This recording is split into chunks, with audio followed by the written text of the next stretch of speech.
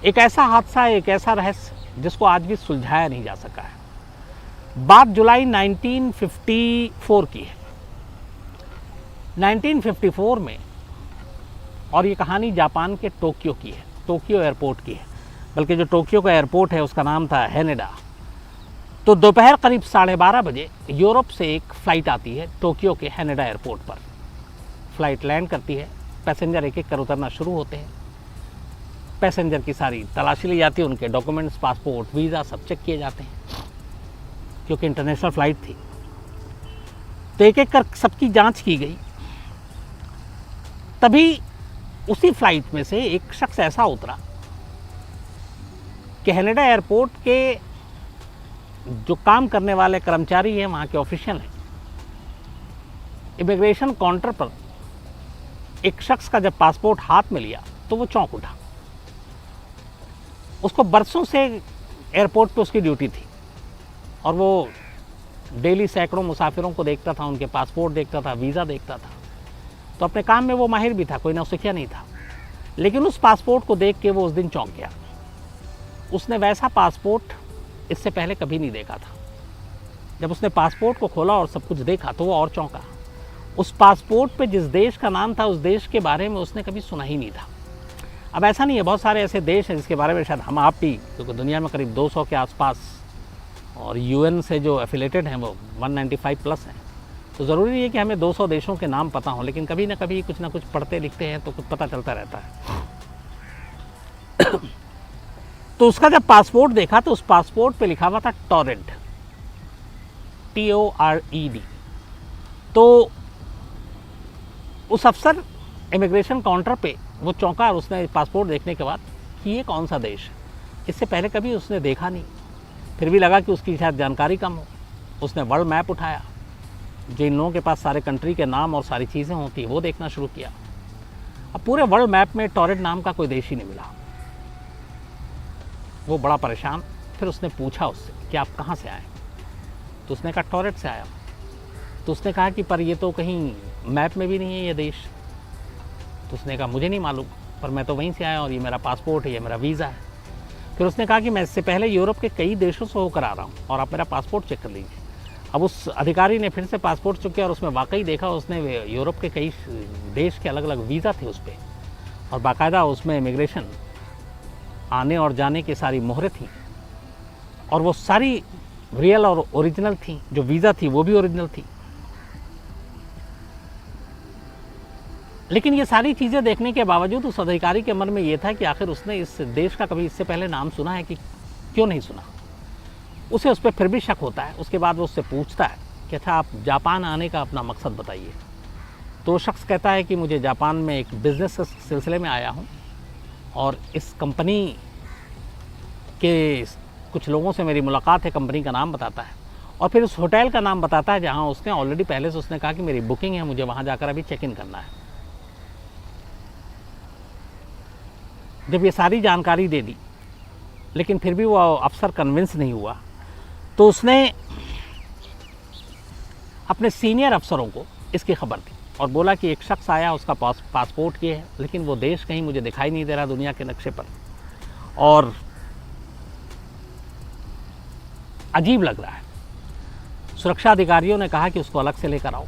अब उसको अलग ले जाया गया, उसकी पूरी तलाशी ली गई, उसके सारे सामान की तलाशी ली गई, उसके पासपोर्ट और वीज़ा को देखा गया, और इत्तेफाक से वो वीज़ा भी जो है वो ओरिजिनल निकला।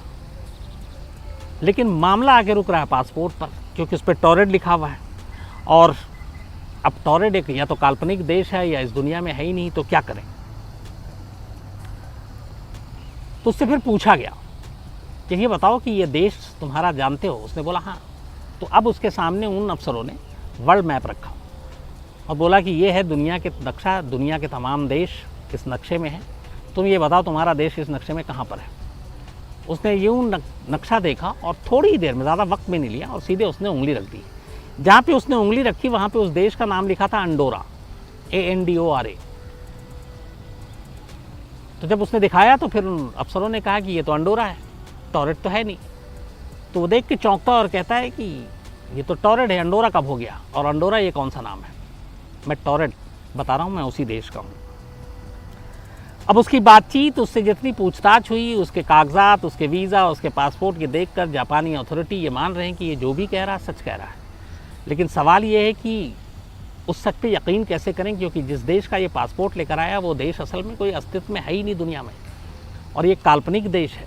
तो ये शख्स कौन है? फिर उन्हें लगता है कि ये कोई बहुत बड़ा शातिर है, अपराधी है और माहिर है फौर्जरी करने में, बाकी सारी चीज़ों में। फिर उन्होंने कहा अब ये बात ऊपर तक अपने और सीनियर अफसरों तक पहुंचा जाएगी, लेकिन तब तक क्या करूं? तो तब तक ये कहा गया कि इसके ऊपर डाउट था।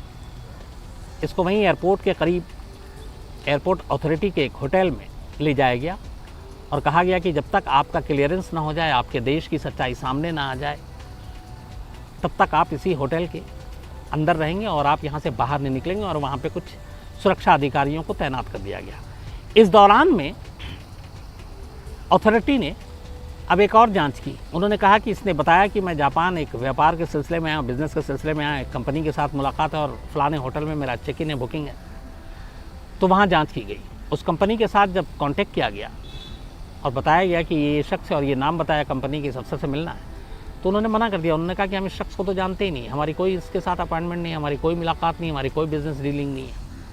इसके बाद जाँच उस होटल तक जाती है जहाँ पर उसने कहा था मेरा चेक इन है। वहाँ पे पूछताछ होती है तो पता चलता है कि नहीं, इसकी कोई चेकिंग नहीं, इसकी कोई बुकिंग नहीं है। अब उन्हें और डाउट होता है, उन्हें लगता है ये झूठ बोल रहा है और ये कुछ मामला गड़बड़ है। तो उसे ले जाकर एक होटल में रख दिया जाता है। तब तक शाम हो चुकी थी। ये सारी पूछताछ के कवायद में अब रात हो गई। उसको खाना भी होटल में सर्व किया जाता है और होटल की चारों तरफ जिस होटल के कमरे में रखा गया था वहाँ से उसके निकलने का कोई रास्ता नहीं था और बाहर दरवाजे पे सुरक्षा गार्ड बिठा दिया गया। अब ये हुआ कि अगले दिन इसका फैसला किया जाएगा। अगले दिन सुबह होती, सुरक्षा गार्ड दरवाज़ा खोलता है, नॉक करता है। दरवाज़ा खुला हुआ था, अंदर जाता है, कमरे से वो शख्स गायब। पूरे कमरे को ढूंढ मारता है, वो मिलता नहीं और कहीं से भागने का रास्ता नहीं था। कमरे से उसका जो कपड़े वपड़े पहनने के सामान उसको एक ब्रीफकेस में रखा था, जो उसको इजाज़त दी गई थी अपने साथ रखने की, वो सारी चीज़ें गायब और वो खुद गायब। अब वो हैरान फ़ौरन अपने अफसरों को खबर देता है। उधर एयरपोर्ट अथॉरिटी के पास जब ये खबर पहुंचती है तो वो हैरान हो जाते हैं। फिर उसके सामान की वो तलाशी दोबारा लेने का फ़ैसला करते हैं, जो उन्होंने ज़ब्त किया था, उसका पासपोर्ट, वीज़ा और बाकी चीज़ें। जब वो लॉकर रूम में जाते हैं और उन चीज़ों को निकालने के लिए, तो हैरत अंगेज़ तौर पर वो सारी चीज़ें गायब। ना उसका पासपोर्ट वहाँ पे, जबकि वो कस्टडी में थी, लॉकर में रखा गया था, सुरक्षा घेरे के अंदर रखा गया था, उसके सारे दस्तावेज़ गायब। होटल से वो रहस्यमयी शख्स खुद गायब, एयरपोर्ट अथॉरिटी से उसके सारे पासपोर्ट, वीज़ा, ये सारी चीज़ें गायब। अब हर कोई हैरान कि एक शख्स कैसे पासपोर्ट पे आया, जो पासपोर्ट जिस देश का है वो देश इस दुनिया में नहीं है, और वो शख्स जो पासपोर्ट पे वीज़ा और यूरोप के दौरा करने की बात कर रहा है, वो सारे वीज़ा ओरिजिनल हैं। लेकिन वो अचानक रात को अपने कमरे से रहस्यमयी तरीके से भरी सुरक्षा घेरे को तोड़कर गायब। उसका सामान जो उससे भी ज़्यादा महफूज जगह पर रखा गया था, वो सारी चीज़ें गायब। तो आखिर ये था क्या? इसको लेके जापान में बड़ी कहानियाँ आई, बहुत सारी स्टोरीज छपी। कुछ लोगों ने कहा कि ये एक रहस्यमयी शख्स था शायद, और इस दुनिया का था ही नहीं, और आया और गायब हो गया। कुछ लोगों ने अंदाज़ा लगाया कि ये टाइम मशीन का चक्कर है और टाइम मशीन के ज़रिए वो गलती से यहाँ आ गया, फिर उसे लगा कि अब उसका पोल खुल जाएगा, सारी चीज़ें खुल जाएंगी, तो वो गायब हो गया। लेकिन जितनी कहानियाँ थी चलती रही, जांच भी हुई, लेकिन कोई फ़ायदा नहीं। उस शख्स के बारे में कोई जानकारी नहीं मिली। उसके ऊपर बहुत सारी चीज़ें लिखी गई और एक ख़ास तौर पर किताब भी लिखी गई, जिस किताब का नाम है directory of possibilities. Directory of possibilities में इस शख्स के बारे में कि ये क्या क्या हो सकता है, कहाँ से आ सकता है, किसी दूसरे ग्रह से आया, टाइम मशीन की वजह से आया, रहस्यमयी शख्स था, या इसकी असलियत क्या है, टॉरेंट नाम के देश का ही पासपोर्ट क्यों था, वो पासपोर्ट कैसे बना, उन सारी चीज़ों के बारे में सारे ऑप्शन इस किताब में लिखे गए। लेकिन कुल मिलाकर कहानी ये है कि आज 67 ईयर्स बीत चुके हैं, 67 साल हो चुके हैं। जुलाई 1954 में टोक्यो के हेनेडा एयरपोर्ट पर लैंड किया हुआ ये शख्स, इसकी सच्चाई क्या थी, इसके पासपोर्ट की सच्चाई क्या थी, इसके देश की सच्चाई क्या थी, ये आज भी एक राज है और रहस्य। तो अगर आप में से और बहुत सारे लोग इसकी डिटेल जानना चाहते हैं, तो जो मैंने आपको बताया कि एक इस पे बुक जो लिखी गई डायरेक्टरी ऑफ पॉसिबिलिटीज़, इसके अलावा और भी कई किताबें हैं, इस वक्त मैं नाम भूल रहा हूँ। और आज भी इस किस्से के चर्चे जापान में लोग करते हैं।